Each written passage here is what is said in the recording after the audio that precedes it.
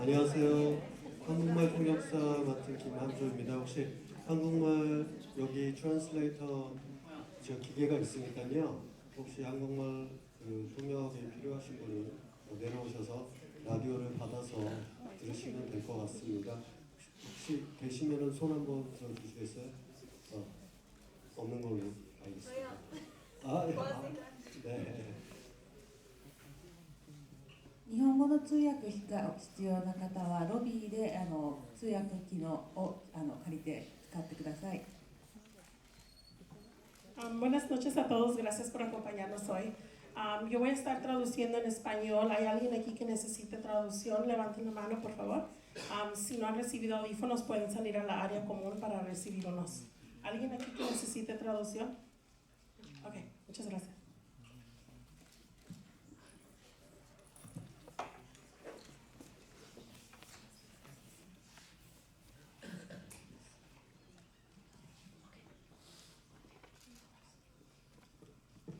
Hi everyone, thank you so much for coming and welcome to the Japanese American National Museum's National Center for the Preservation of Democracy. Just a few housekeeping notes before we begin. As they just mentioned, we do have translation services available in Korean, Japanese, and Spanish. So if you would like that, we have audio headsets that you can pick up in the lobby, and then just make sure to let us know what language you picked one up in so that we can make sure that our translators are translating for you. A few other notes, the restrooms are up on the second floor. You can access them by stairs or elevator. And then also please note the emergency exits around you, so they're gonna all be illuminated around you. So just make note in case of emergency. And just so you know, the program will be with amplified sound, and we have accessible seating here in the front if you need that. And so with that, I'd like to introduce the President and CEO of the Japanese American National Museum, Ann Burroughs.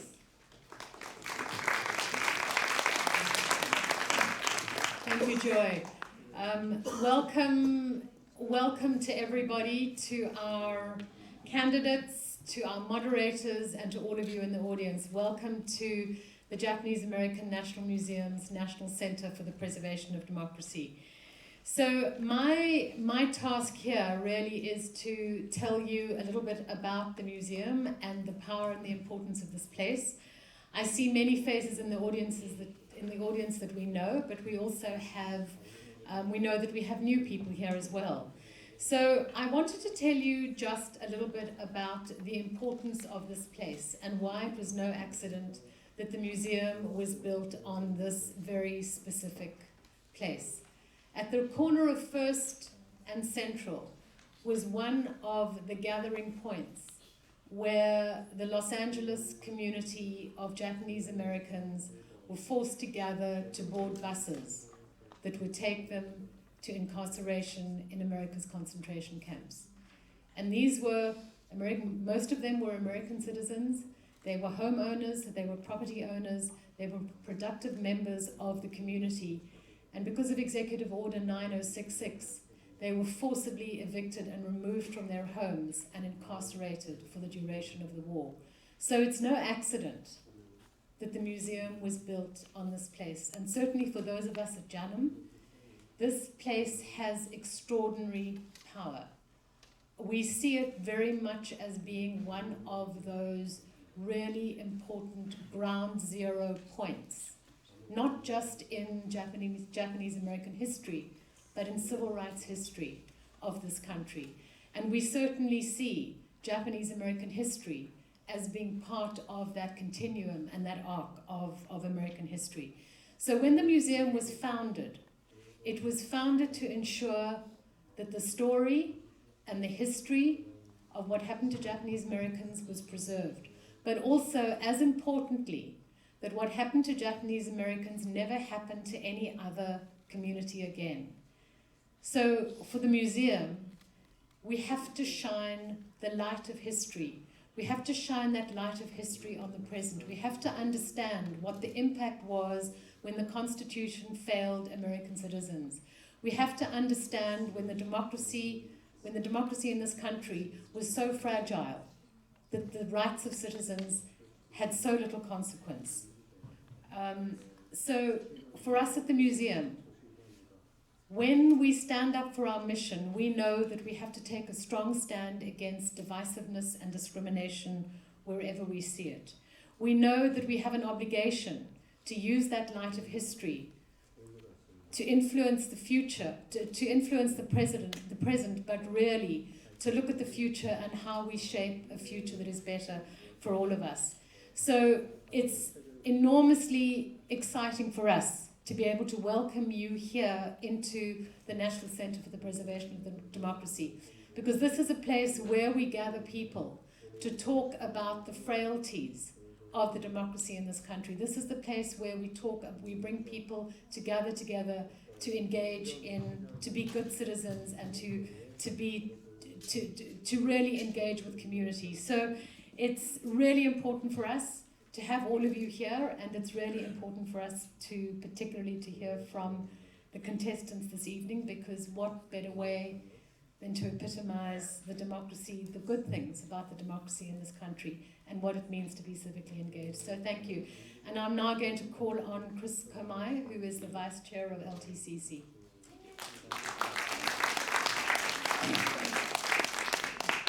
Thank you, Anne. I have been attached to Little Tokyo almost all of my life. A lot of you know that my grandfather ran the local newspaper, the Rafu Shimpo, which is having a big role in tonight's community forum. My uncle ran it as well before and after the war, and I actually worked there for 20 years. I have spent most of my adult life here. I've spent almost 50 years here. I worked at this museum for 20 years as well. In all that time, I have seen Little Tokyo go up and down, and I've seen it suffer through a lot of things. So it was that I was very happy to be part of what is called the Little Tokyo Community Council. So why don't we put up that slide? The council itself has been here for a little over 20 years, but to me it represents that thing that our community has done since the original Issei immigrant generation came in the 19th century. It has been its ability to organize themselves, work together for a greater good. And probably no community in Los Angeles in the last 100 years has needed that as much because of the way we have been treated. As Anne has outlined, our community has been evicted, we have been falsely incarcerated, right? And they wanted us not to come back here. They didn't want us to come back to Little Tokyo. But people like my uncle said, no, this is our home. I'm coming back here, right? And he restarted the paper in 1946. This scene that you see here was the scene of our community before and after the war. You can see it is a small community right in the shadow of City Hall, right across the street from the Civic Center. But what's important is to know that Los Angeles Street, which is right over here, was like a river. And we weren't supposed to cross the river. We were supposed to stay on our side. It's like Boyle Heights, right? The river's right there. There's a bridge across it. But in those days, it was unspoken. But I had heard from people who worked at the Rafu Shimpo before and after the war, and they said, if you got any business on this side, don't be coming on our side. This was our relationship to the city. So the Little Tokyo Community Council has taken it upon itself, along with a lot of the other community organizations, to become more of an advocate, more of an organizers, to deal with the biggest issues that we're facing today. In the last 15 years, the city of Los Angeles proposed building the LAPD headquarters and a jail next to the Nishi Hongwanji Buddhist Temple, which, by the way, used to be here in the building next door, except then the city in 1969 told them, well, you should move because we're gonna expand First Street. And so Nishi moved down the block to Vignes, and they never expanded the street. right? They moved for something that never happened, okay? So in about 15 years ago, the city came to us and said, you know what, we're gonna build a jail right here, right on Mangrove. Is that okay? And our community said, no, it's not okay, right? That's what began to happen when we began to realize the only way that we're going to be able to have a voice in the future of our community was if we all pulled together and we stood up and we said to the city, no.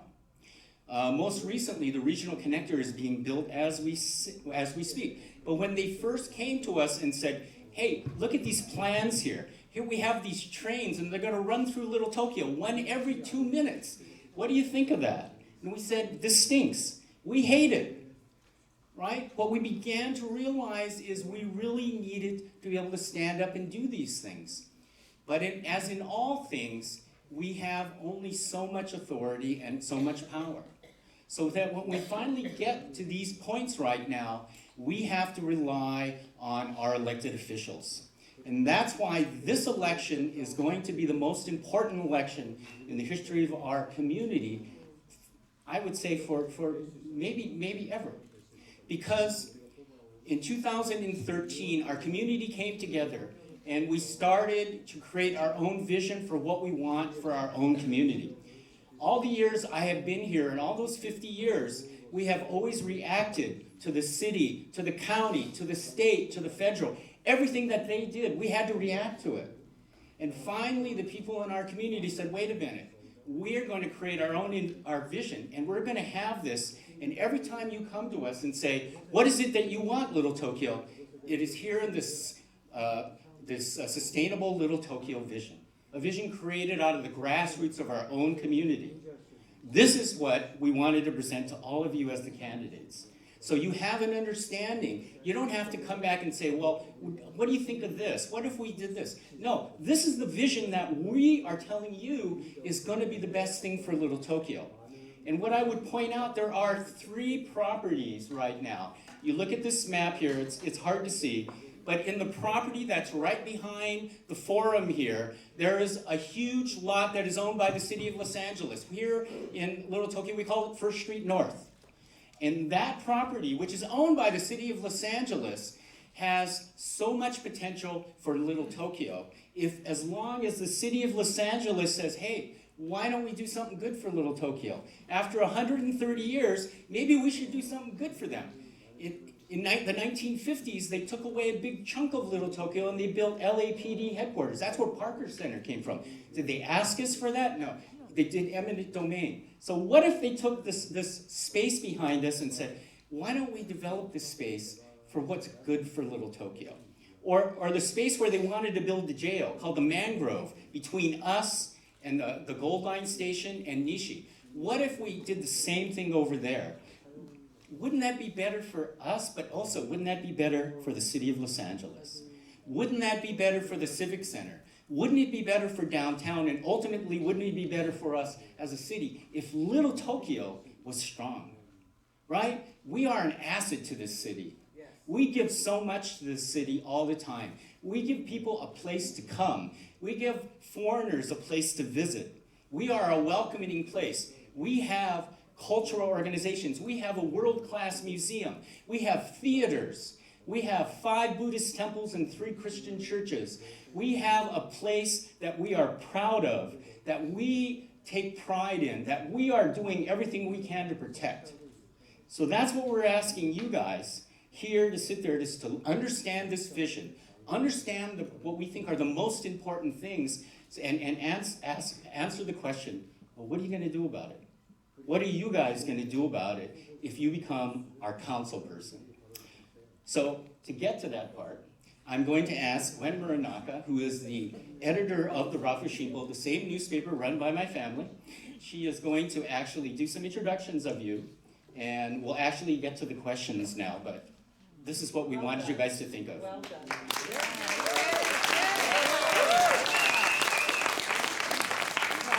It's hard to follow that.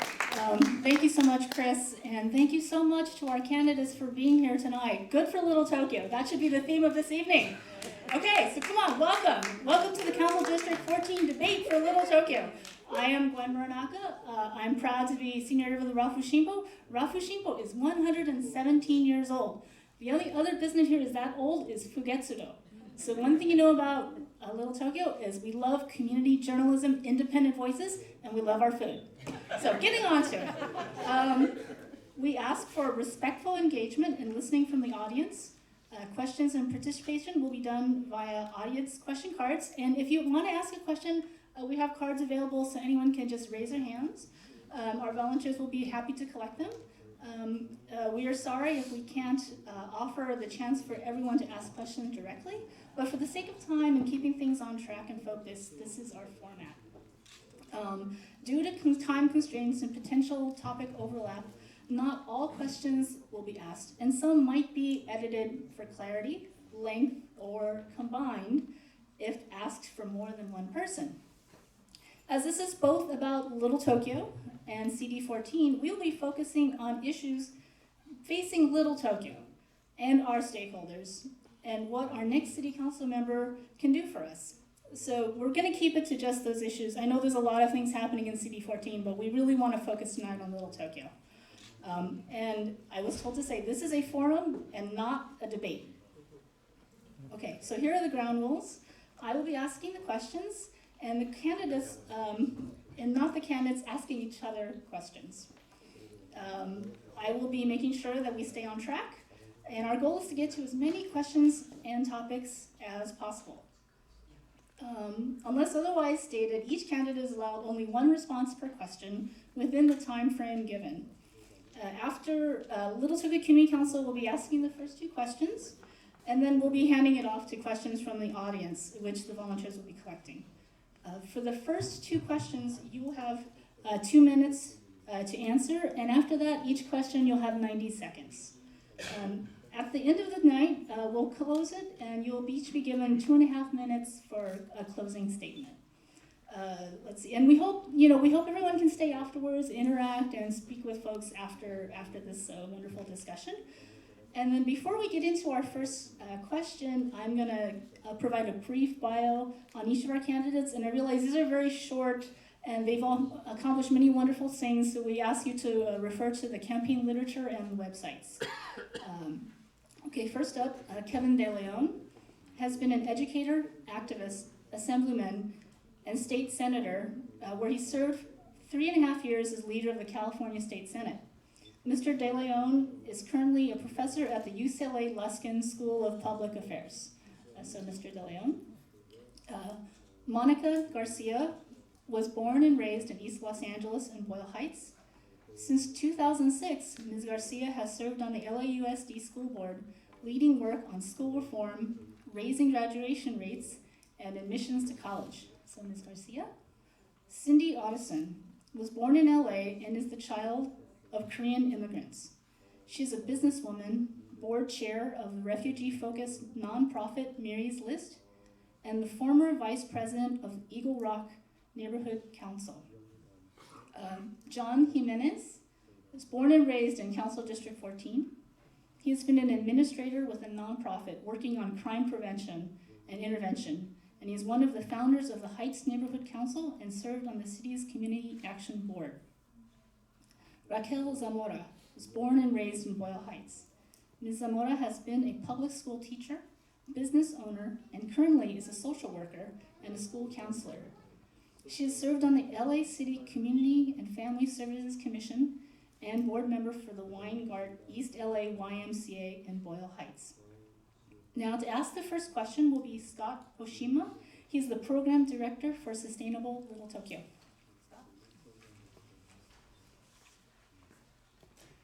Hello, everyone. Hello. And before I ask my question, I just wanted to remind folks that if you had a question, to please just raise your hand, and we have some volunteers on the aisles who will hand you a comment card where you can write your question. So my name is Scott Oshima. I am the Sustainable Little Tokyo Program Director at the Japanese American Cultural and Community Center.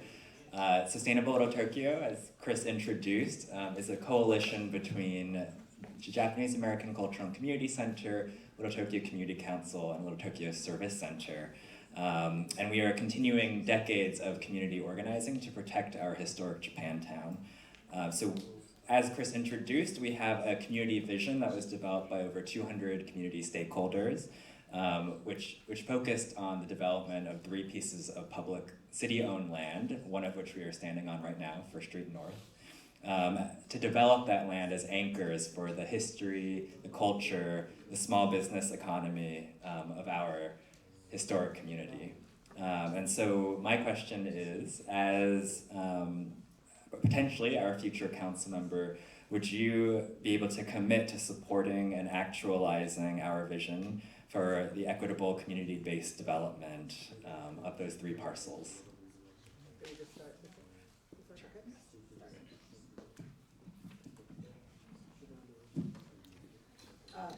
Good evening. I'm inspired already, and the answer is absolutely. I would hope that the work that you do with my council office is about continuing to develop the strength and wellness that we heard from. The awareness of who we are helps all of Los Angeles. And if we are going to work together to advance housing, to advance transportation, to advance sustainability, I would absolutely want to be a council person that is working hand in hand with this community so that we might let the rest of Los Angeles know what happens when people are engaged, when people consider themselves owners, and when people are willing to work. Thank you. Hi, yes, I would absolutely support Sustainable Little Tokyo's plan. It's extremely comprehensive, and I know that you are exercising your self-determination here. You're trying to really shape your future, and you deserve that. I get it, and it's hard. The city of Los Angeles owes that to you. And you've already done the hard work to get your vision plan, to have the reinvestment plan, and it's impressive. But we also have to acknowledge and recognize that there are powers that be. There's a big political machine here that we are fighting against. And so for me, it is really about making sure whoever is elected is going to partner with you to ensure that each one of these properties is in the vision of the community of Little Tokyo. You guys have done so much great work. For First Street North, we know that Weezar has already renewed the 50-year lease, and that that land to go for broke for housing and for an education center. I know that Sustainable Little Tokyo wants affordable housing, wants more than just it to be an office and commercial space, but to actually be an expanded cultural center for the community like we see at JACCC. We know that we want to expand Go for Broke in terms of making sure that there's permanent housing, permanent supportive housing for our veterans there. And it is my commitment to you that I will partner with you to make sure that that vision gets completed. Thank you.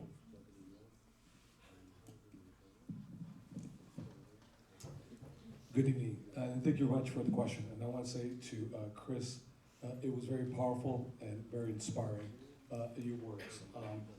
Los Angeles has had a very storied history when it comes to displacing communities, in particular communities of color. We don't have to look any further than what Dr. Stadium is today, what was the original community of Palo Verde, and the shameful displacement of so many Latino families. What is Union Station today? That was our original Chinatown, and folks were forcibly relocated and moved. And right here in Little Tokyo, we have also experienced this. So you need an experienced leader, the right leader with the right leadership to come to fruition the Sustainable Little Tokyo plan, which is the guiding document for all things as it relates to the development and the growth of Little Tokyo. I was proud to secure the $5 million for the Budokan, which we will cut that ribbon in about 4 months, in June, hopefully this summer, so we can have recreational facilities for all of our youth. And it's gonna be an incredible Budokan because it's gonna be not just a recreational center, but a national center right here in Little Tokyo. and envisioning or bringing to fruition the first vision of building housing, affordable housing, workforce housing for our veterans, to actually expand, if you will, our Go for Broke National Museum right behind us, so we can give honor and dignity to the veterans who sacrificed for us when their family members were being forcibly interned because of Executive Order 9066 is a shame, because many generations should have access to that history. And across the street, over at Mangrove, let's build a beautiful park for our community. Let's get some workforce housing. Thank you. Thank you. So good evening. My name is Raquel Zamora, and I was born and raised in Boyle Heights across the First Street Bridge. And my family has over 60 years of being in Boyle Heights, and I was raised to appreciate the Japanese and the Japanese culture. My grandmother has worked Olivera Street for 60 years. Our family business has been around for 50 years. So the preservation of the families that have built communities such as Boyle Heights and Little Tokyo need to remain in their communities. They need to be protected. Our seniors and our families who have vested the time and efforts to preserve our cultural identities and traditions need to stay in our communities. As your council member, I would definitely support the vision that you have for your blocks, each and every one of the blocks with affordable housing, especially for our seniors. You know, over in Ladera Heights, there's a 102-year-old woman who was living in her apartment for 30 years and she was being displaced. Displacement is a very big issue. It's very real for our communities who have built up these communities. So I would propose Smith's law that would protect seniors from eviction and displacement. I would also advocate for supportive housing and affordable housing for our veterans with a go for broke vision, and of course have a park and support our small businesses. As a small business owner, I know it is important that our small businesses have policies that protect them and to ensure that they're staying in business because they're the engine of our local economy. And this is why I'm running for office, because I believe that preservation is very important. Thank you.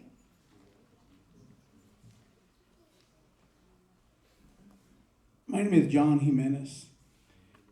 I was touched with the presentation that the brother made about Little Tokyo. It reminded me of my struggles in Boyle Heights. And I wasn't a politician, but I met with Ronald Reagan when he became first governor for California. And I told him, we have no Hispanic representation in the state of California in the Department of Rehab. No administrator. I told him and I addressed him, it's only whites, the majority, and a few African Americans, but no Hispanic and no Asian. So we had a little dialogue, and I was the first person that spoke out for two cultures, my culture and the Asian. Hector Contreras was the first one assigned by governor to be the first administrator in the state of California at East LA. The second one was Kenny Wasaki at the Montebello Department of State Rehab. So my life, I could relate with everything here. My former wife educated me. She was born in the concentration camp. Her name was Elma Oda. So I was very educated with the Oda family. And here I am, multicultural. And so I always stand up for people that are of other race. I have no differences. All I know is that my heart likes to work for people of all colors, especially minorities. I like to struggle because I faced discrimination too. I remember my brother couldn't even come over here and got into a big fight with sailors. And so there's nothing new that you're telling me here. I lived it. So I'm here for you. No matter what the cost, what the risk, I'm here for you when I get this office. Thank you. Thank you very much. The next question again is 2 minutes, and this is from the Little Tokyo Community Council regarding the mangrove property. How do you plan to ensure that the Little Tokyo community has the determining voice in the development of the mangrove lot? Sure. So there's already an EIR right now at City Hall in 2010 for the sale and the development of what's called the mangrove estates. Currently, that EIR, Environmental Impact Report, includes 200,000 square feet of retail space, 500,000 square feet of office space, and 450,000 square feet of residential space. But it will likely be more dense because it is currently being leased to Metro until 2022. So we know that once that Metro connector takes place, it may become more dense. Who do you want to make sure that you have in your corner? Somebody that is taking money from developers or somebody that doesn't? I am running a 100% clean money campaign because I believe that that is how you get to better governance. That is how you disrupt the status quo. No more backroom deals. Every negotiation needs to be upfront, out in the open. It needs to be with the members of the community, including leading with the Sustainable Little Tokyo plan that has already been a guidebook. Now, that is how you make sure that you hire and elect a city council member who will fight for you, who doesn't have corporate interests at heart, who isn't going to have any conflicts of interest when looking at the families and neighborhoods of this district. So that is how you ensure that you have a person fighting for you. Thank you.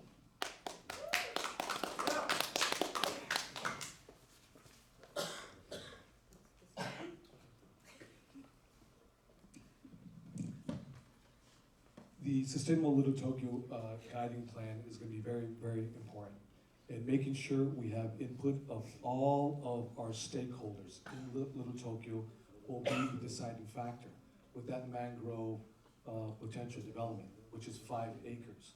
Because of the housing crisis that we're facing today in the city of Los Angeles, but in particular in City 14, we have an incredible opportunity to make sure that the housing that we develop across the street on Mangrove, and remember, that's 5 acres, that is workforce housing. We have such a oversupply of luxury market housing right now. A lot of it is incredibly vacant. We have so many families who can no longer afford to live in the city that they were born in. They're commuting from Pomona, they're commuting from San Bernardino, they're commuting from Palmdale, as well as Lancaster. We have an incredible opportunity with a vision that is the Sustainable Little Tokyo plan, making sure that we have all the stakeholders, and making sure we speak truth to power. And it doesn't make a difference who that developer is at the end of the day, as long as that developer fulfills the vision that we have collectively. That's why you need the experience and you need the leadership. The leadership that's already produced that $5 million for that Budokan for Little Tokyo. And that leadership has worked with many of you for the last 12 years to make sure we have a Little Tokyo that works for everybody. But this is an opportunity to preserve the legacy that is Little Tokyo. It is important that we protect and preserve that is Little Tokyo. And as we move forward and grow, that's within the vision and the values of who we are as the residents and those who don't live in Little Tokyo or who grew up in Little Tokyo and still come to Little Tokyo every single day, because I know many folks here still come to Little Tokyo. So that is my vision, to work with all the stakeholders to make sure we get collectively what it is that we want for the mangrove development. On the topic of the mangrove development, because I am a grassroots candidate, I'm not beholden to special interest. My interest is the community and the stakeholders. And I would like to work with the vision that you have and not have any roadblocks, and just ensure that your vision gets executed. And the type of housing is housing for, once again repeated, our veterans and our seniors and the people who make up the identity of Little Tokyo. Every single block matters. The constituents and the stakeholders of Little Tokyo matter. And it's very important that the council member work for them and not vice versa. Thank you. I chose to run nonpartisan. I don't want to be controlled by either political party, especially as a battle going on with each other. I'm always for the people. I even stopped the eminent domain from 30 to 35 homes to being taken away by Los Angeles Unified School District and even a market in the borderline of East LA and Boyle Heights. And I wasn't even a politician. And I was forewarned that I will lose against LAUSC, and I go, no, I'm gonna win because the people are behind me, and I'm behind the people, and guess what? We won. So it tells you something about me. I don't look for flashy things or expensive things. I always wanna serve the people. I'm a good steward for people. I am not selfish, I'm not center-minded. I'm just people. I love people, and I do everything possible I can for them. For 15 years, I volunteered straight with no pay to help people out. And even the parole and probation departments were wondering, how do you reach these people? Being sensitive, being concerned, and transparent. That's the way I am. I am me. If you want someone that's more political inclined and flashing money and having big developers supporting them, that's not me. I'm grassroots all the way through. So if I get voted in, I make it, believe me, I'm gonna make history even for Little Tokyo and Chinatown. Thank you. Thank you very much. If there's audience members who, we're.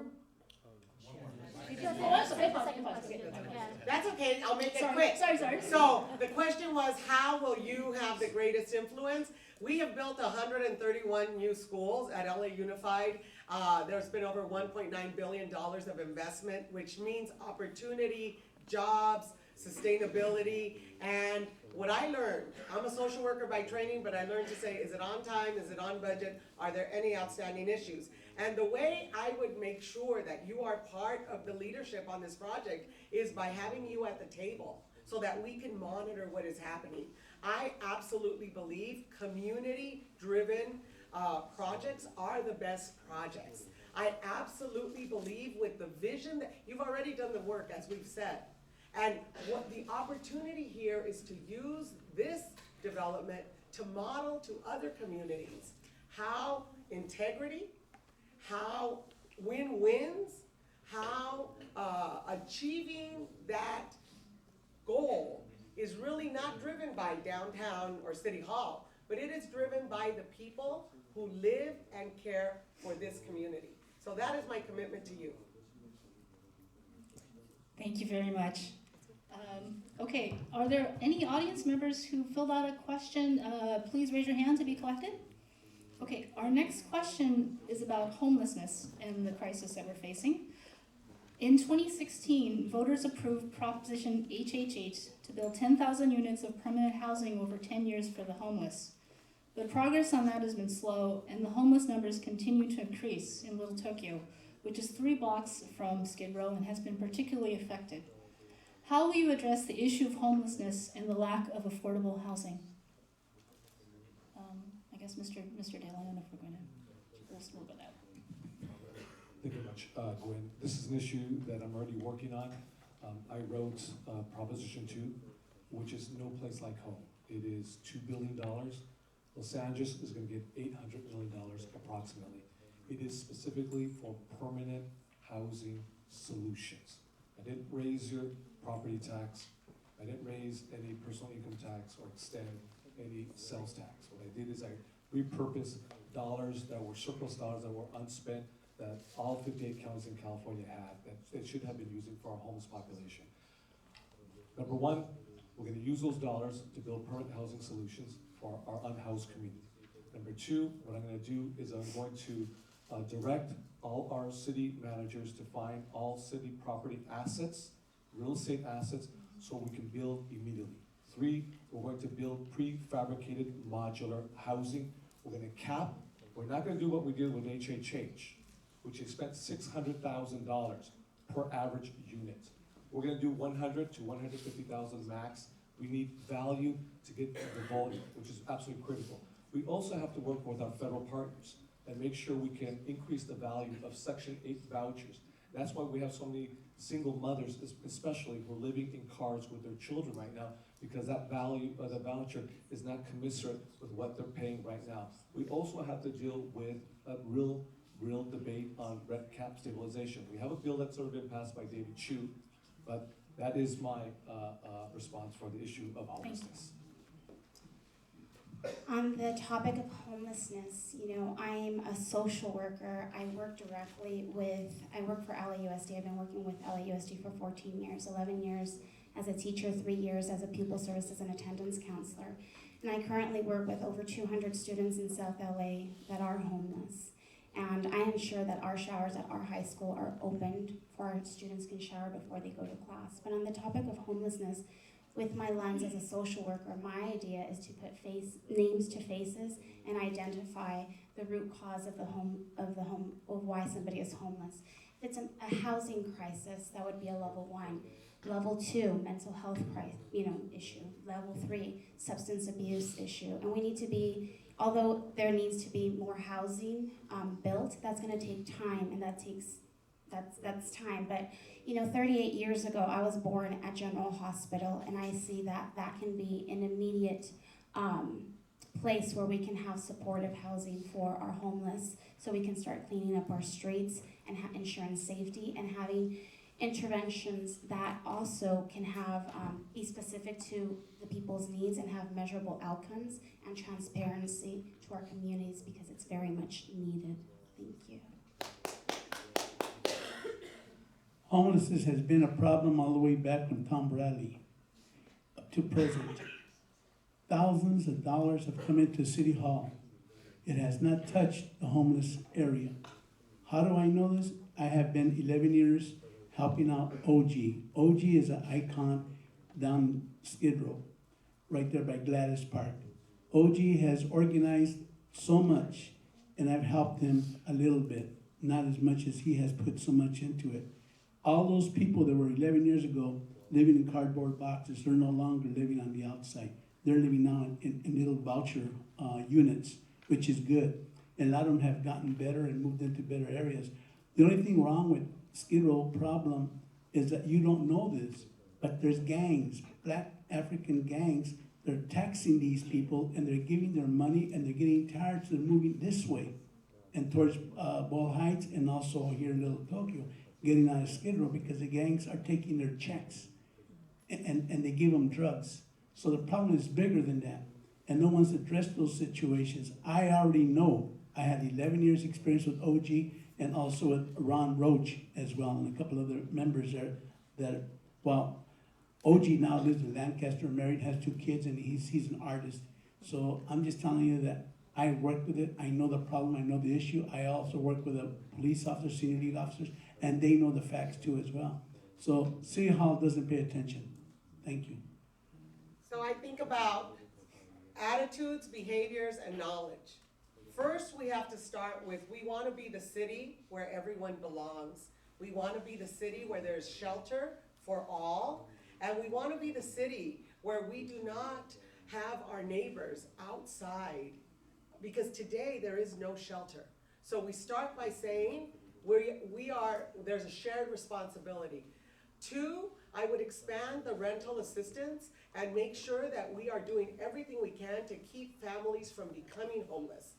3, I would absolutely work with the coalition to bring a bond for investment into housing, because right now we're building the luxury and we're building the permanent supportive, but we need building of property, of affordable housing, transitional housing, workforce housing, and that's the bigger role for the public sector. In my district, we've already taken a parking lot next to a school and created the Norwood Village 29 units for people who work, make under $56,000 and work, 66% work for the district. Lastly, I would absolutely interrupt the county hospital, the county jail, and the neighborhood known as Skid Row. This is a government-created rotation that must be interrupted. Thank you. So we all know that the city of LA has gone all in on a housing first approach. We know that that works. We've seen success stories. But we can't just sit and wait for housing to be built. We need to get our homeless neighbors off the street right now and into safe and clean surroundings. What we need to do is explore new ideas. Right now, yes, we have 500,000 units of affordable housing that are lacking in this city. But we also need to recognize the fact that people experiencing homelessness are a new constituency. We've seen a 16% increase. We have 40,000 people living on our streets, yet we're the richest city in the world. It doesn't have to be this way. What we need to do is stop criminalizing poverty and homelessness. We actually need to start investing and providing services directly where people are.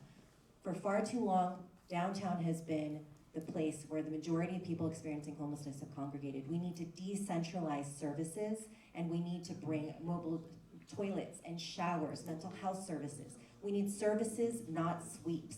And only until then can we actually think that people can start to get to stability. Right now, the costs are showing up in our criminal justice system. They're showing up in our municipal service budgets and our healthcare system. We need to explore new ideas like low barrier shelters. When I was on the Eagle Rock Neighborhood Council, we were able to fund a winter shelter in Highland Park. Thank you. Thank you.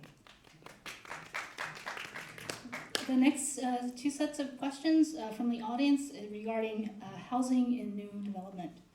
The city has a history of approving zoning changes that allow developers to build market rate housing without requiring affordable housing on site. As the city updates its downtown LA community plan, will you ensure that the plan includes requirements for affordable housing related to resident incomes that are at least as strong as Measure JJJ on transit-oriented communities? Ms. Zamora, I guess. Okay, so for far too long, there's been elected officials who have been beholden to developers and special interest.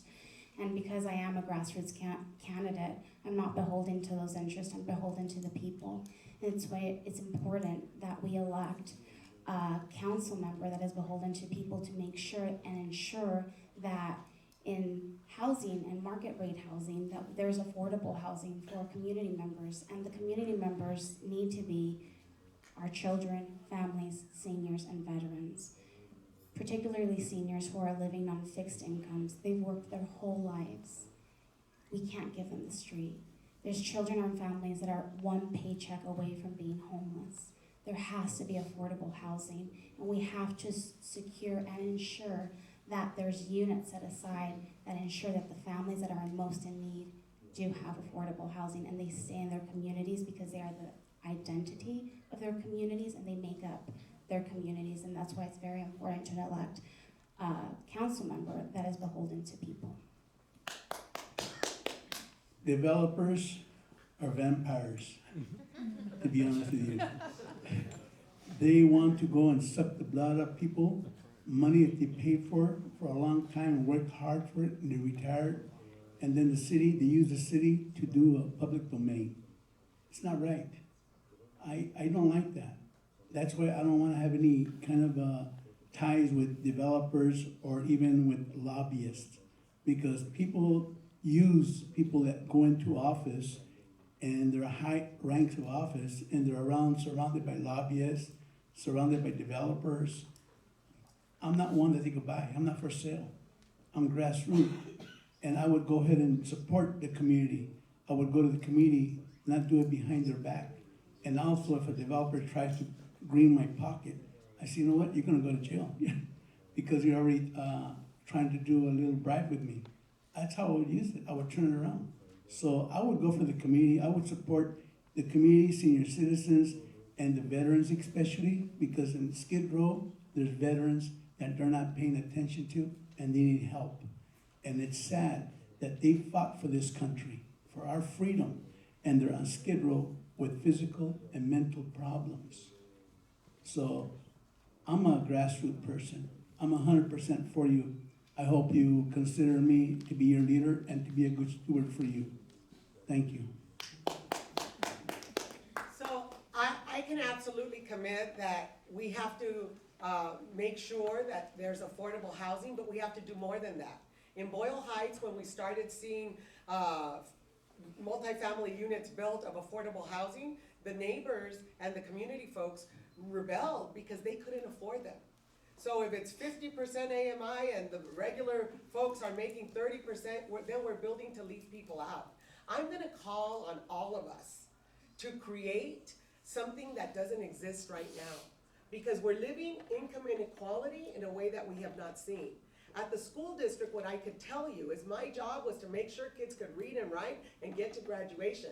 So we had the traditional schools. A friend said he graduated from SOSES, Bravo. That's fine, you're doing well. Everybody who was not doing well, we have to do everything possible. Think of the fires. When the fires are burning, we don't say, where did you buy that hose or where'd you get the water? We just say, put it out. I absolutely believe the kind of housing that we need has to be beyond what is in the regular rules. Housing is built on racial and economic exclusion, and we must address that. So friends, to me, this is the long view. If you elect me for 4 years, I'll serve out my term, but the class of 32 is in our kindergarten, and 3 terms on the city council means those kids are graduating. There is urgency. Thank you. Thank you. So again, the city council needs to treat renters like a constituency. We need to keep people in their homes. We cannot become San Francisco. We are all, pretty much in this room, closer to being homeless than we are to the wealthy 1%.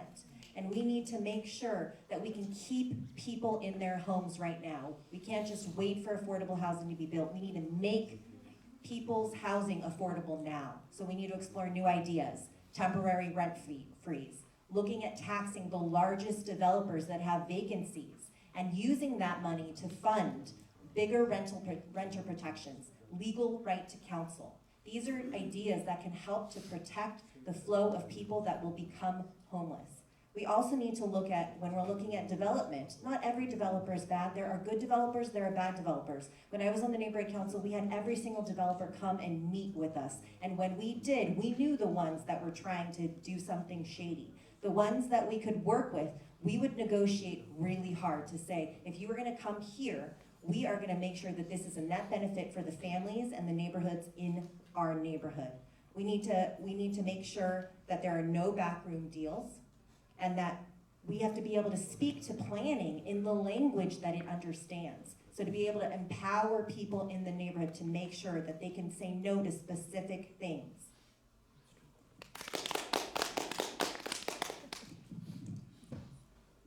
I think if we allow the market forces to continue as they are today, the status quo, that the inequities will get bigger and bigger.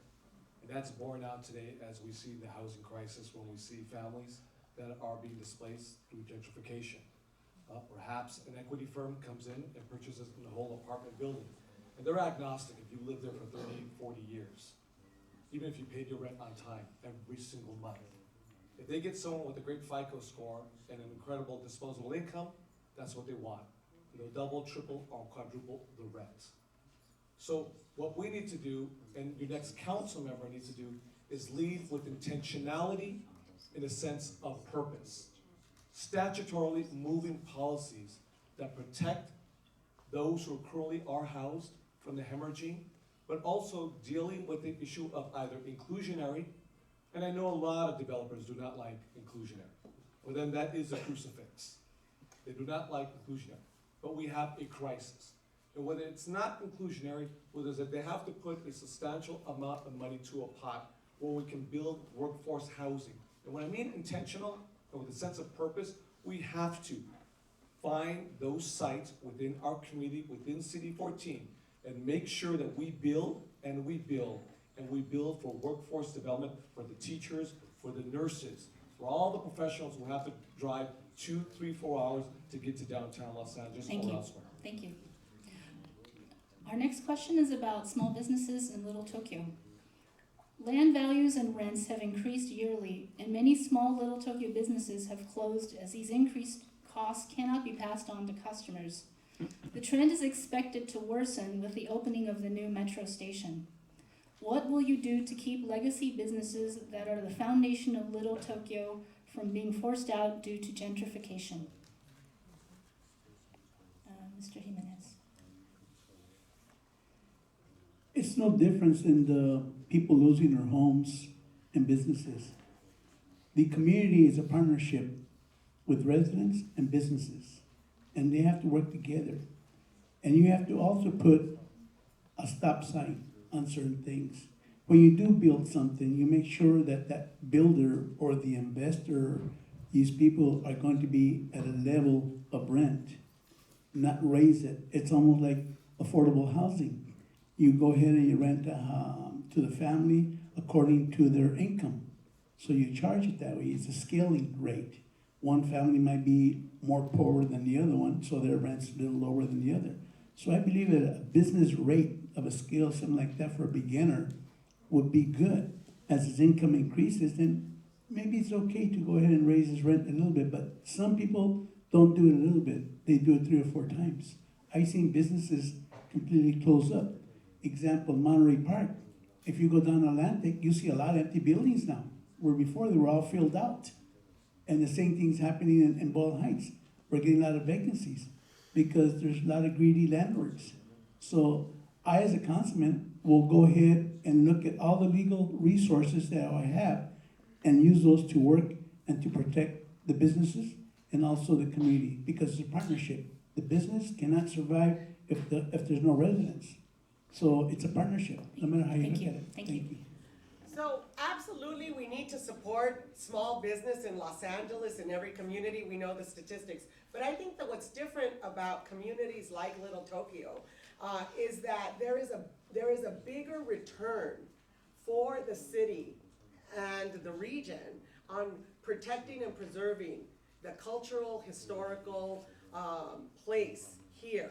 So I would want to build the communication with those owners, to have a real relationship with my office so that we could identify what would be most significant for those owners. It's true on Cesar Chavez, it's true at Olvera Street, and sometimes it's true right on Broadway, right?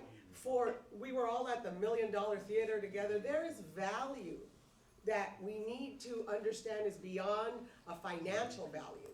And I would work with you to make sure that we can preserve the small business, the cultural integrity, and we were all moved by the presentation earlier.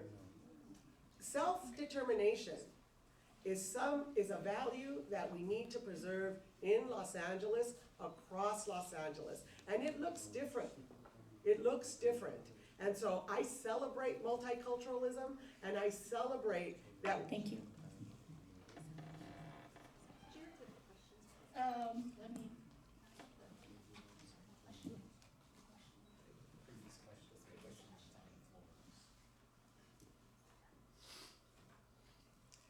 Thank you very much. Land values and rents have increased yearly, and many small Little Tokyo businesses have closed as these increased costs cannot be passed on to customers. The trend is expected to worsen with the opening of the new metro station. What will you do to keep legacy businesses that are the foundation of Little Tokyo from being forced out due to gentrification? So unfortunately, if you don't own it, you can't control it, right? So we have to recognize, how do we get around that? Gentrification is always a blanket term that applies to so many other things: displacement, rents being so high that your small businesses get pushed out. I would be heartbroken if Fugetsudo ever disappeared.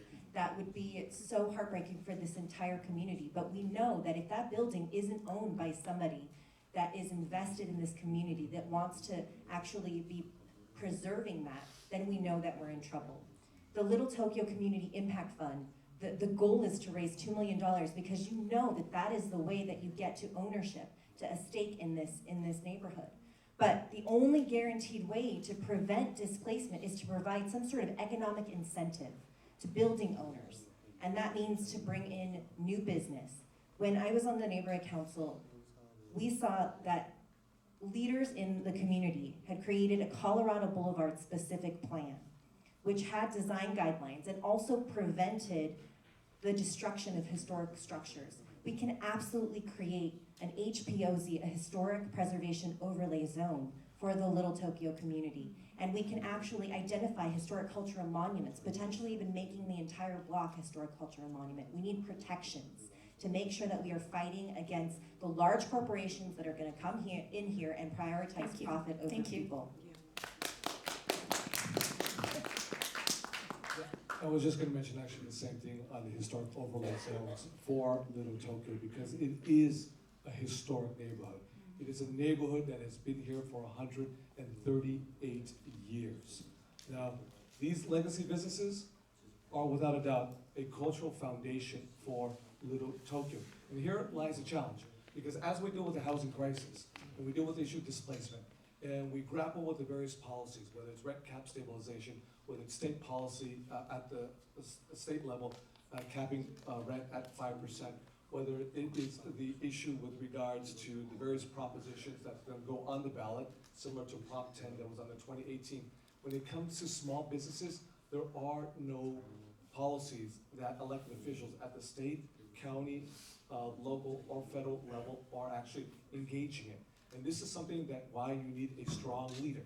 You need a strong leader at the local level to push back on those large investors that are coming into town, because it would be a travesty if in fact we had national chain stores in Little Tokyo. We want to preserve and we want to protect what we have today. And that's why you need an experienced leader that will speak truth to power, work hand in hand. We may not have all the legal answers right now, but together we can work together in a collaborative fashion to make sure we have a united front to preserve the legacy that is Little Tokyo. You know, the topic of small businesses is very near and dear to my heart because, as mentioned, my family has had a business in Boyle Heights for 50 years. My grandmother has worked at Olvera Street for 60 years. Last night, I met with the vendors at Olvera Street who have been vendors of small businesses for 3, 4, 5 generations. It's very important that the council member is able to create policies to protect these long-term businesses, because small businesses that are long-term in our communities are the identity of our communities. They're the fabric, they're the local engine to our local economy. So as your council member, I would protect small businesses that have been around in the community for many generations. You know, in 2002, the Japanese American Museum held a special exhibition called Boyle Heights, the Place of Power. And I brought my grandfather in because there was a picture of our family business displayed in that exhibition. And I said, you know what? Look, Grandpa, this is what you set down and you set forth and you put roots here.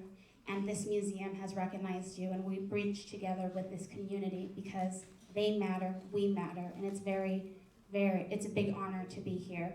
And he says, you know, our family business, I came here to set roots and to continue our traditions. It's very important you continue your traditions. So when I say it's near and dear to my heart, I really mean that, and that's why I'm going to be an advocate for small businesses in the community. Thank you very much. The next question is about arts and cultural funding. CD14 is very diverse. LA's Department of Cultural Affairs determines funding based on neighborhoods to fairly distribute resources. Little Tokyo's vital artistic and cultural ecosystem is often evaluated against heavily resourced neighbors on Grand Avenue. What is your approach to balance the city's resources for arts organizations despite one of the big inequities within CD14? Ms. Garcia, please. Thank you. There is a unifying, universal support for arts and culture in LA. I think this is an example where it's not about the numbers, but I know when we opened a school on Wilshire, young people said hello in 28 languages, and we recognized these were not foreign languages, these were home languages. So I would absolutely work to make sure that any allocation was about part of a master plan where we were investing in the multicultural communities of Los Angeles.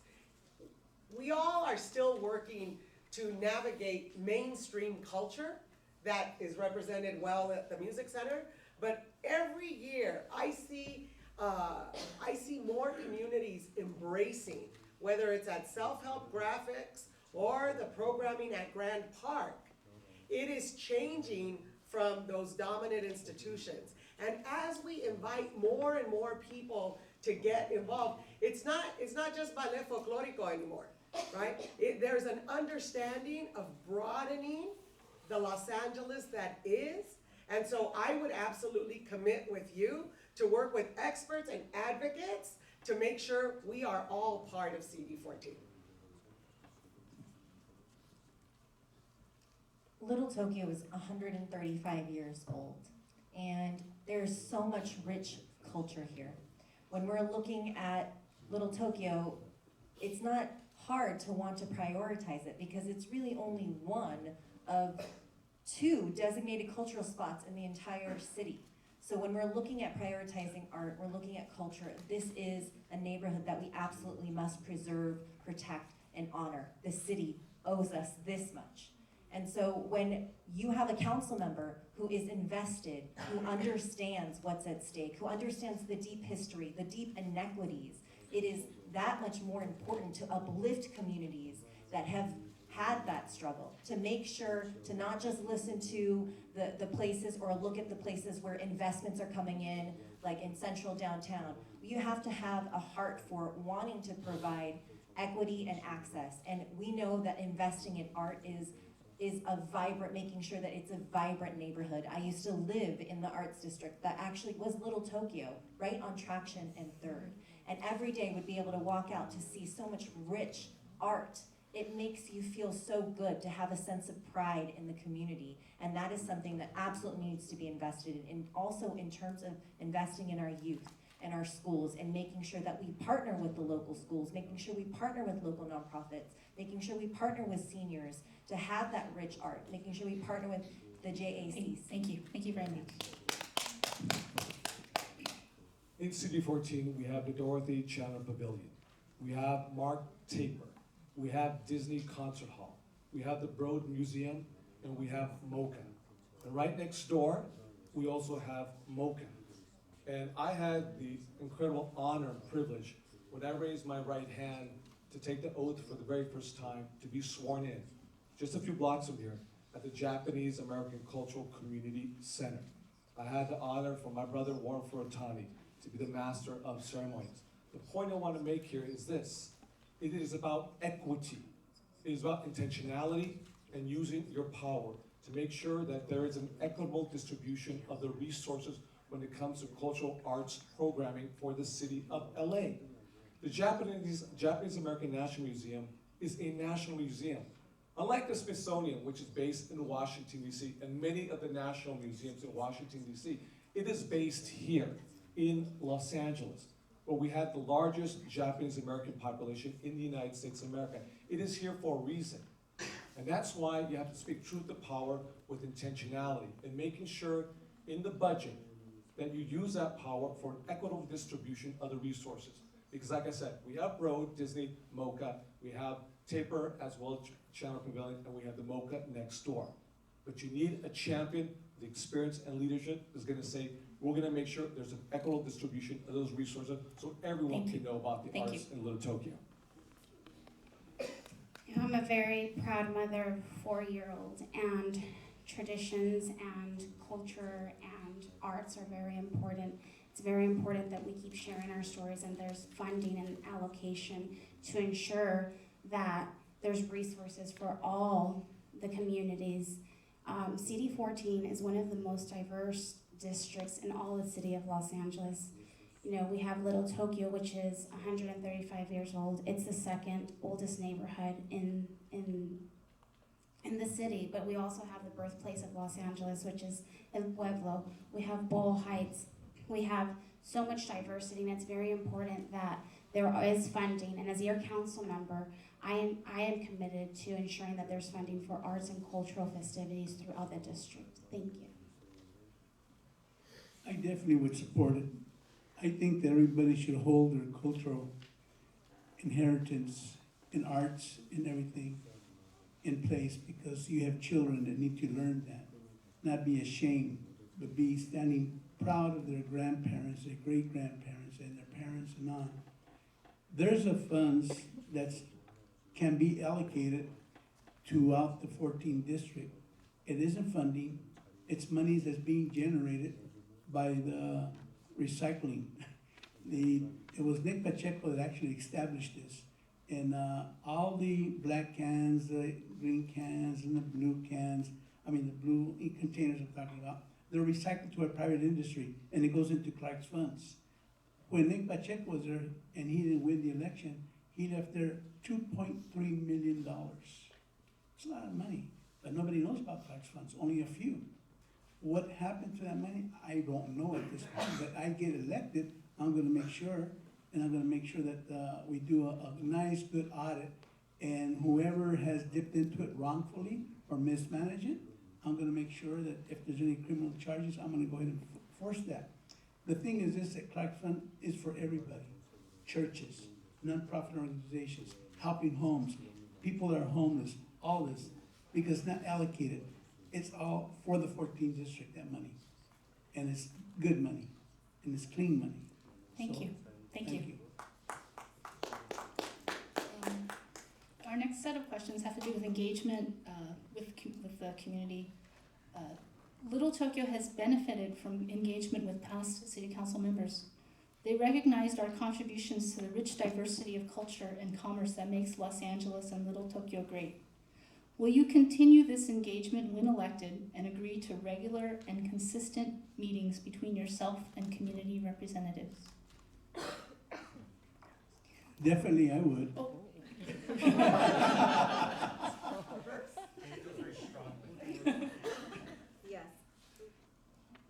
Yes, absolutely. Our city has a moral obligation to protect and preserve and uplift this community, so absolutely.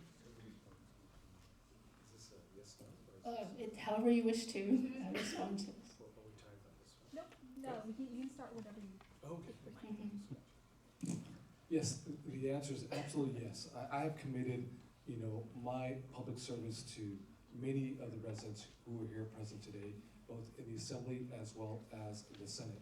And I pride myself with having an excellent staff that's provided always excellent constituent services.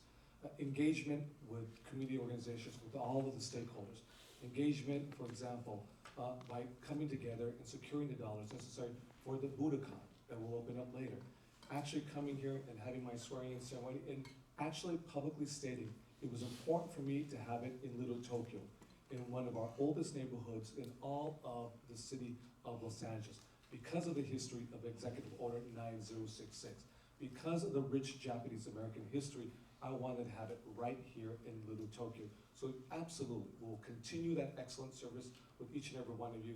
And it is regular scheduled meetings. We will always do that because we want to make sure that this community is vibrant, and all of the issues that we talked about with regards to mangrove, all the issues we talk about are legacy businesses, all the issues we talk about the first vision with regards to Temple and San Pedro. We have a lot of work to do.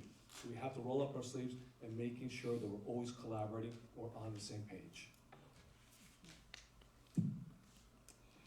I'm definitely committed to continuing the engagement with the constituents and the stakeholders here in Little Tokyo. I have been born and raised in Boyle Heights, which is just over the bridge. And I want to ensure that there's collaboration. I'm not only your friendly neighbor, but also, a friend of Little Tokyo, and I want to continue to have that collaboration and accessibility. I want you to be able to see me at your local coffee shop, eating sushi, enjoying the festivities in the neighborhood, bringing my daughter over, and creating the bridge that creates, between the two communities. In 2012, there was a Tabata festival at the Mariachi Plaza where our children collaborated and learned about each other's cultures, and I want to definitely continue that bridge and continue that relationship. And I am committed not only to serving my full term, but committed to Little Tokyo. Thank you so much. Are you gonna add? Okay. So I will absolutely sit with you, learn from you. Let's continue what's working. Let's change what's not. Not only will you won't have to come to me, I will come to you. And when I became a board member, I had the amazing opportunity of going to Japan. It was a Sanrio sponsored opportunity, and they needed another Latina, and I got invited. And so it was on me as a board member representing diverse Los Angeles. I have visited Korea, China, Japan, Israel, because I needed to be a learner. And I believe our people, our communities are the best of Los Angeles. So as your elected representative, know that it is your success and your story, your engagement that will lift our families. And that would be me doing my job. Thank you. Okay, the next question. Do each of the candidates promise, and the word promise is underlined, to serve all 4 years if you win? Do you promise not to run for another office? I promise, and it would be an honor. Yes, I absolutely promise. Being a council member is a full-time job, and it requires your full attention, and you deserve to have somebody at City Hall that is going to give you their full attention. I promise you to give my dedicated public service the way I've done in the Assembly as well as the Senate. And with me, you will get someone who will roll up his sleeves and work tirelessly every single day for the improvement of this community, which is Little Tokyo. Is that a yes? Onward. So I absolutely, yes, I am committed to serving my full term. I'm 38 years old, and if I do a good job, I want to be your council member for 3 4-year terms. I want to be 50 years old and be able to go back to higher education, the local community college, university, and inspire the next elected official, educator, social worker to serve their community, because we built our community up, and I'm here to serve and be an advocate for you, and I definitely promise to serve my full term. So definitely yes. In fact, I'll probably go for my second retirement.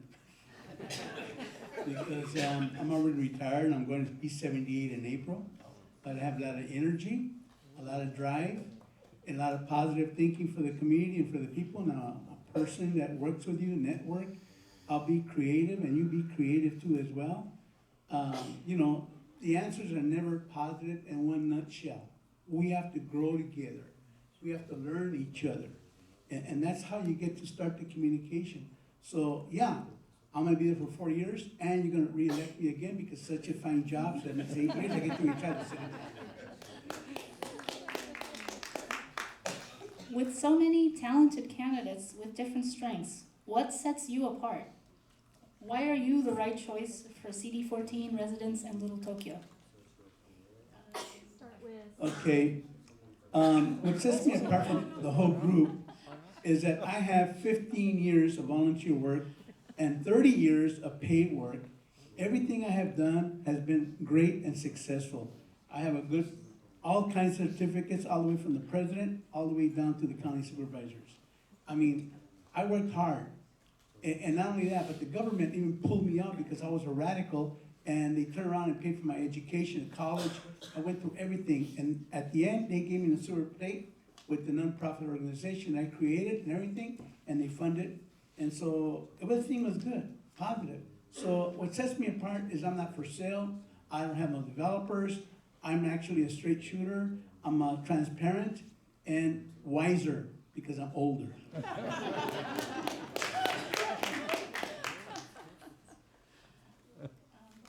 Oh, sure.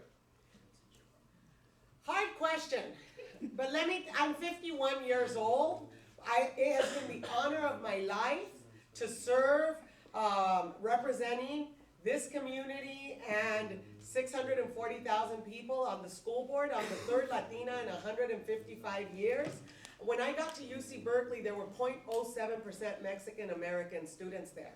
and I had a .045 GPA getting there. I had to learn, and I could give up or keep going. As the daughter of Mexican immigrants, there is only one choice: to keep going, to serve people, to give the world our best. And what you get in me is someone who is an outsider to City Hall, but someone who has experienced fierce political battles that are here at the local level. I have brought resources through our building program. We have identified sites. We have cut the groundbreaking and the ribbon cutting. So not only have I brought the dollars, but I have implemented. California during my term was 49th in the nation in per pupil funding. I came to the voters every time saying graduation has gone up. The only way we have demanded change of LA Unified is through community activism and organizing. At the core, we are fighting racism, classism, and sexism. And I promise to work for you every single day because my family lives here too. Thank you. I have the right kind of experience for this job. I have the most relevant experience. I am coming at this from the grassroots up, not the top down. Every single issue that comes before the city council comes before the neighborhood council first. Planning and land use, development, homelessness, public safety, education, beer and wine licenses, potholes, you name it. I've dealt with it, and we got stuff done. I roll up my sleeves and I get to work. I have been a businesswoman for 20 years. I founded a nonprofit that has activated over 100,000 Americans to welcome new arrival refugee families resettle in the US. And I did that at the height of the refugee crisis because my heart was breaking. And I have launched a startup. I was the 6th employee, grew it to 45, won multiple industry awards, and I left a lucrative career because I know what's at stake here. The way that we move our city forward is by electing new leaders who aren't bought by special interests. I'm running a 100% clean money campaign because I am tired of the corruption that plagues City Hall. I am tired of the special interests that have come and controlled this council district for too long. Thank you. I found my political voice in City 14, actually in Boyle Heights, as a community organizer and a teacher of English as a second language, US history, and civics. Organizing at the time when it was the largest march in the history of California against Proposition 187. As the youngest child of a single immigrant mother with a 3rd grade education, I never thought in my wildest dreams I would ever hold elective office. I had the honor to be the leader of the California State Senate, the first person of color, first person of Latino origin in the history of this state. And I didn't waste any time making California 100% clean renewable energy, moving policies that make equal pay for women doing equal work, making California a sanctuary state against Donald Trump and Jeff Sessions as the Attorney General of the United States of America. I speak truth to power, and I've been through all the battles you can imagine. Right now is a time for experienced leadership. Now is the time for someone to speak truth to power. And I agree with Cyndi, with all the corruption that has taken place in City Hall, we need transparency and accountability. But you need someone who's going to stand up to all those powerful interests. Because those interests that I represent are the nurses and the firefighters and the janitors who clean all our offices, the women who are sexually assaulted in the evening hours in those high-rise buildings. Those are all the interests I stand up for. I stand up for the Sierra Club and all the environmentalists and the League of Conservation Voters. Those are what I stand up for, and I will stand up for each and every one of you. Thank you very much. What stands me apart is that my family has over 60 years in CD14, deep roots in the community. Now, as a mother, as an educator, social worker, a businesswoman, I deeply care for just, CD14. I'm raising my daughter in the same neighborhood blocks that raised me, and it is important. There's a dire need for real representation in City Hall for the people's best interest. I'm the only fully credentialed teacher that stands before you. It is important that there is trust, transparency, and service for the people. I am not here to run for higher office. I have always rolled up my sleeves. I've done the work. When some have been on the top of the hill watching the battle, I have been on the ground as a social worker, as an educator. I have uplifted my community, and it would be an honor to serve you as your council member. Thank you. Thank you very much. And thank you to our audience for such insightful questions. It's really wonderful. I thought you had given a comment at the beginning, I believe. I believe so. We would now like to proceed to our closing statements. Each candidate will receive 2 minutes. Ms. Alves? 2.5? Okay, 2.5 minutes. Would you like to start? Okay, shall we, Ms. Zamora, would you like to? Okay. Well, before you leave, make sure you get one of my flyers. It's not a fancy one, but it's grassroots. If you want to know the truth, you will get the information there. All I know is that I'm the guy to help and to serve. You know, it's better to give than to receive, and I'd rather give. And not only that, but it's always better to help the needy than to help yourself. So my heart's where it's at. I speak the way it is because I was taught by my father. He says, your word of honor is the only thing you have. And my ex-wife, Oda, Japanese, her father told me that if you don't keep your word of honor, you're worth nothing. If you don't speak the truth and you lie, it'll come back to you. So I'm here I am, to serve you, to clean up City Hall, to take out the garbage and clean it. Because everybody that I know in the council area that I know, they want somebody that has the guts to go in there and clean house. And LAPD Esquidro also told me their hands are tied for political reasons. And unfortunately, our mayor made a deal with some law firm that ties their hands to enforce humanity by the police department and to clean the certain gangs and all that. This is coming from the horse's mouth, a senior lead officer with me. And so I understand that because I was the first one in the San Gabriel Valley when we were funded by the Justice Department that we cleaned house at the Temple Sheriff Station, and 2 judges backed me up on this, and some of those cops went to jail. So I'm not afraid. And I'm not afraid at all. I even got into the middle of a gang warfare to break it up, and I ended up in the hospital. So I'm one that rolls up the sleeves and tell it like it is. So I will be the candidate, and I know this, that we're going to be having good times together. Honest times. So thank you. Thank you.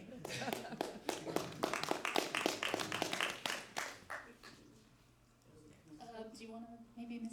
Zamora? So I would like to thank Little Tokyo community for coming together and working collaboratively to put tonight's debate together.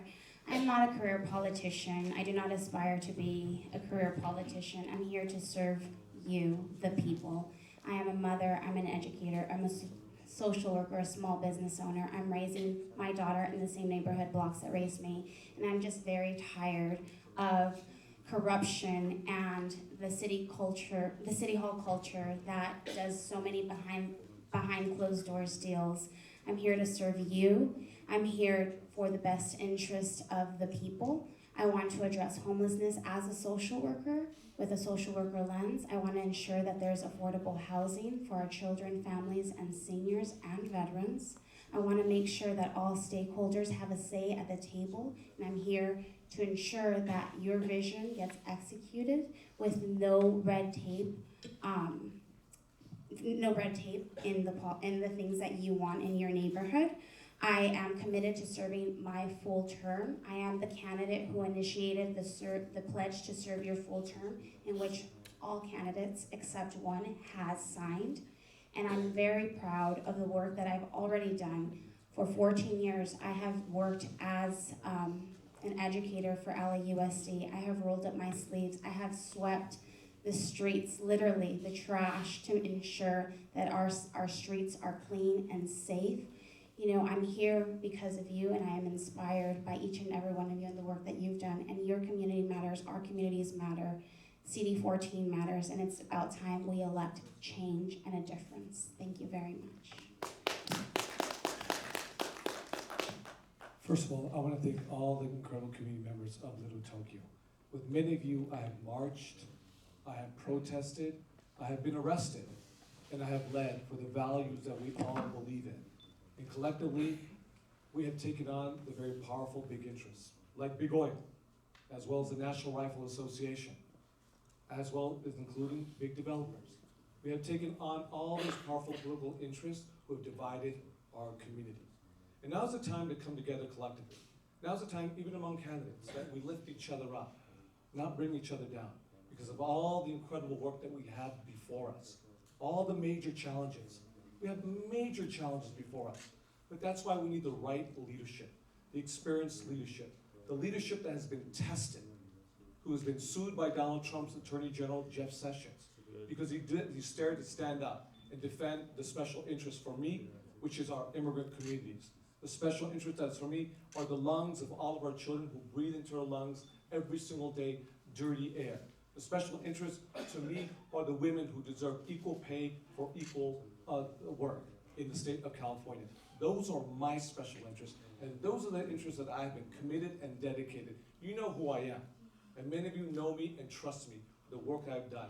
Now is the time for experienced leadership, because today we have people who every night, just a few blocks from here, are dying on the streets in one of the richest, clearly the wealthiest state and the wealthiest nation in the world. And that leaves us with an indelible mark of shame, and it wounds our civic pride as Angelenos. That's why, more than ever, because of the human catastrophe that is happening today, we need that proven leadership that's already working on these issues, even before, if given an opportunity by the voters of CD14, to lift up my right hand and take that oath as we speak truth to power. And we don't denigrate, divide, pit one group against another, but we actually lift each other up and come together and recognize the beautiful tapestry, the amazing mosaic that is CD14. Now's the time for pettiness. Now's the time for big, bold, courageous leadership, to speak truth to power and actually bring to fruition the vision that we have for Little Tokyo. I would be absolutely honored to have your support. Thank you very much.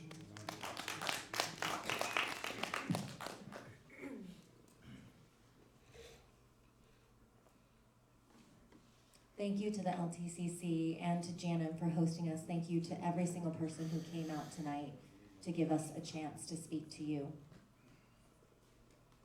Little Tokyo is a really special place in my heart. I lived here for 7 years. My first child was born while I was living here. My second child was born while I was living here. I lived across from Mary Knoll. I won blackout bingo on my birthday. I love Little Tokyo. And you deserve somebody that is invested in this neighborhood. I was born in downtown LA. I am the daughter of Korean immigrants my parents searched long and hard to find affordable housing because landlords didn't want to rent to people who looked like them. They finally were able to find an apartment because of a sign on the lawn that said, "Koreans welcome." Today I am proud to have a sign on my lawn that says, "All are welcome." Being a council member and a councilwoman is a really big job, a job that represents 250,000 people in this district. In my life and my career, I have hired and interviewed a lot of people. And what I look for is experience, I look for background, but I also look for motivation. What is motivating this person to want this job? For me, I'm a working mother, a public servant who loves this city. I was born here, I will grow old here, and I have a real personal stake in the success of this district. The theme of my candidacy is families and neighborhoods first, which means every single decision that I make at City Hall will be, how does this benefit the families and neighborhoods of this district? What I won't be asking myself is, how does this affect my political career? Or what will my big money donors think? That frees me to be a councilwoman for you. Now is the time to elect new leaders who aren't saying one thing and doing another. When you have somebody up here who is not answering your question and you're sitting there wondering, that feeling is real. Believe that feeling. Now is the time for us to elect new leaders who will be honest, have integrity, and be accountable for you. And that is my promise to you. We can build affordable housing. We can have walkable schools. Thank you. Thank you. Oh, everybody, breathe in love as they taught us to do in Freedom Schools, and release whatever's bothering you at the moment. It has been a true privilege to be a candidate in 2020, 100 years after the women's right to vote, after suffrage. I heard this conversation rooted in the fight for self, the fight for community, the fight for history, and the fight for place. And that resonates with me. I couldn't allow this city, I couldn't allow myself, after having been part of 4 elections and winning and representing mostly people of color, mostly people of working class families, and mostly people who are often left out of decision making. I couldn't let myself sit back and leave it to somebody else, because we only have 2 of 18, 2 women in 18 at the city level. I think that's a problem. Today, my 9-year-old niece and my 79-year-old mother see themselves in this campaign, and I am really interested in what you have to say. I'm looking for your endorsement. I want to work with you to build our community and to grow our future. LA needs us. So help us get the vote out.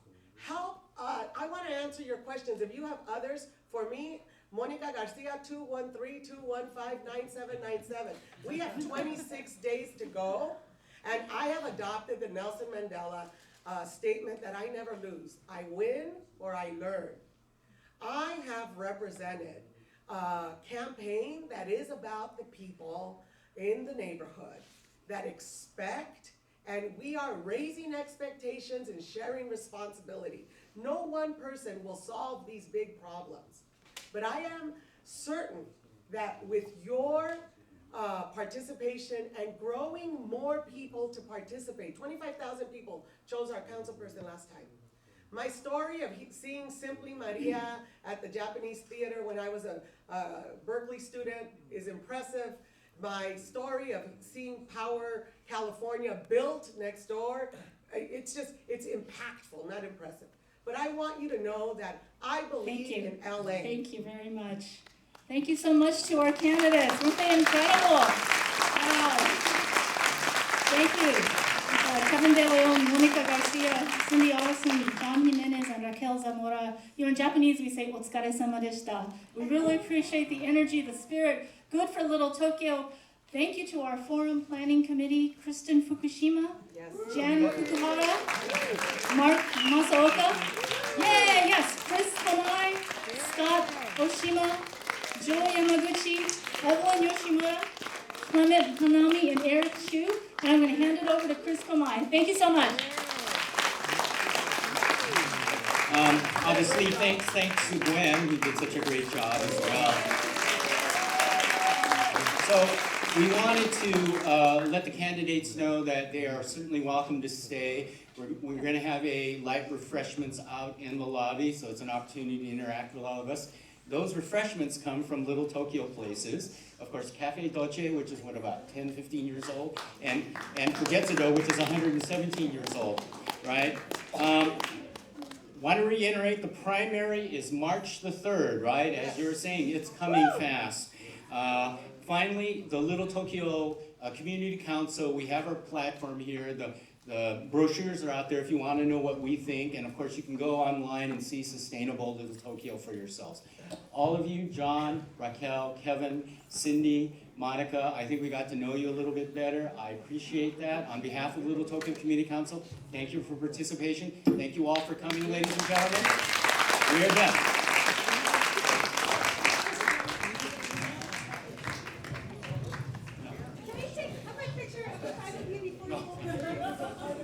I can take a photo. I'm like at a good angle.